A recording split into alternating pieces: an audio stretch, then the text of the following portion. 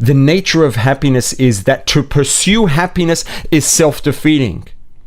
Because happiness is something that's built into the nature of our bodies and of our souls as a reward for doing what we're supposed to be doing to encourage us to do more of that. And what we are supposed to be doing doesn't include trying to be happy and pursuing happiness. Now, just to clarify, that doesn't mean that happiness is bad or wrong, God forbid, or there's anything wrong with it. We should all be happy. And, I pray that every one of us has happiness every day of our lives, and that happiness just continues to grow and to become stronger and greater and more profound. But that's not our job, is not to pursue happiness. So pursuing happiness by definition will not be rewarded with happiness. Happiness is a biological phenomenon that is there to a degree. It's an outcome of biological phenomena, let's say, that are there to reward us for doing what we're supposed to be doing. Which is why being part of a community is rewarding at a very deep personal level, because that reward is there to encourage us to do that because it's good for us and it's what we're supposed to do, ideally, because it's good for us at a technical level. We are supposed to work hard and grow and achieve and make a difference. So when we work hard and grow and achieve and make a difference, we are activating those rewards, both biologically in our bodies and spiritually in our souls. Those rewards that are there to encourage us to do more of those things by rewarding us when we do them. So happiness is not something we can make. It's not something we can technically achieve or introduce, but we can make it happen. We can engage in that which results in happiness. And coming back to the example that we talked about before, I was talking about, pursuing honor and respect. Let's say hypothetically, right? There's someone who says, I'd love to be honored and to have people respect me. And they're trying, and they see that the more they try, the less people actually respect them. And, maybe they get a bit discouraged and down, and then they stop and think, and maybe they talk to someone who enlightens them, or they learn about it, whatever it is, and they realize, yeah, you know what? That's not how respect works. Trying to get respect doesn't cause respect, because that's not the way respect works. And the pursuit of respect is self-defeating. So if I really want people to respect me, I'm going to have to actually be someone who's involved in and dedicated to good things. And then they stop and say, yeah, maybe I should get involved in those kinds of things. And then they start getting involved in them. And then the nature of being involved in these sorts of things is, that it is rewarding, and it does encourage us to get more and more involved and more deeply involved and more actively involved, etc. Or at least it can and often does. And when that happens, this person starts to forget about the fact that the reason they started down this course was to get honor and respect, and they get more and more involved and more engaged with this pursuit. And then ultimately they end up becoming someone who's really dedicated, and they end up having people actually respect them.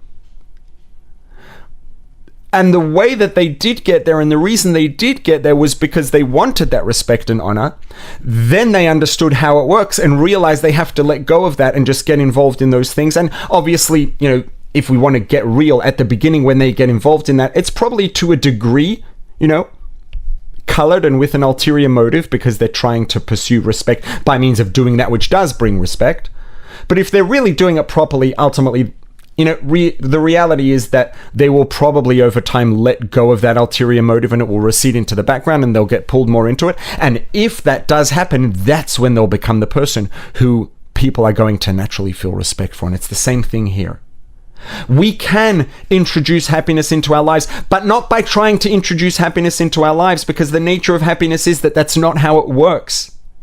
Nature is a phenomenon that's built into our biology and built into our souls.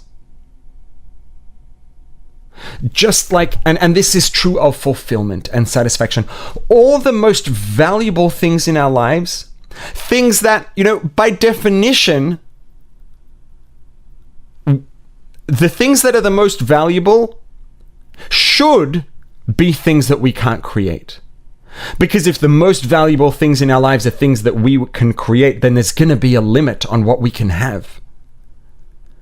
Right? If we think about it, one should hope that we can have things in our life that are far beyond what we can create ourselves. Things that are way more valuable and profoundly rewarding and truly valuable and objectively valuable and subjectively and experientially valuable than what we can create ourselves and that what we can achieve. And all of those things, by definition, if they're things that we cannot achieve and make ourselves, then how do we get them? How do we get that 50th day? How do we get the Torah? By counting the 49 days. And when we count the 49 days, we have effectively counted the 50th day, even though we don't technically count it. But we've made it happen by counting the first 49. And we can have happiness, not by trying to get it, but by engaging in that which naturally leads to happiness, to satisfaction, to fulfillment. All of these things cannot be created by us. We can't actively introduce them, but we can engage in that which will cause our biology and the systems in our souls to give them to us. And that is by getting involved in the things that happiness and satisfaction and fulfillment are designed to reward. The same way that we can raise our serotonin and our dopamine and our endorphins by engaging in behaviors that they were designed to reward. And when we engage in the behaviors that those things were designed to reward, then they will reward us to encourage us to do it more. When we engage in the behaviors that our souls want us to do and that our biology wants us to do, to make a difference, to make the world a better place, to grow physically and spiritually in our physical health, our mental health, our personal spiritual development, and to make the world a better place, the more we get involved in these things and making a difference, it won't create happiness, but it will result in happiness, because that will activate the reward systems in our bodies and in our souls that will give us that fulfillment and that satisfaction and that well-being and that happiness. So ultimately, the way to maximize our happiness is to maximize the realization of our purpose. And the more we fulfill our purpose, the more we fulfill what our bodies and souls want from us, the more they will reward us, the more we will activate those innate reward systems, and the healthier we'll be and the happier we'll be. If you haven't yet, click on the subscribe button, then click on the notification bell to see future videos. And please, again, share the link wherever you share things on social media, Facebook, wherever it is, WhatsApp groups, WhatsApp status, to help this message reach more people. This has been the Bites of Judaism podcast. This podcast has been made possible by Mr. and Mrs. David and Malki Smetana. If you found it valuable, please leave a 5-star rating and a review. It really does help it reach more people. And tell your friends about it.